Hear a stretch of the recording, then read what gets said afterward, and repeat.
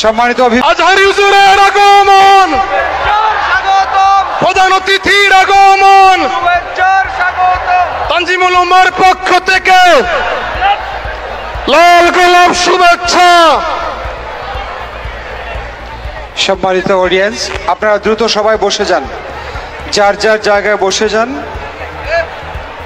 সবাইকে বসে যাবার জন্য বিনীত আহ্বান করছি।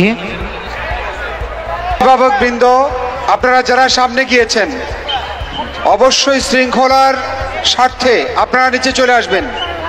শৃঙ্খলার স্বার্থে কেউ সামনে যাবেন না।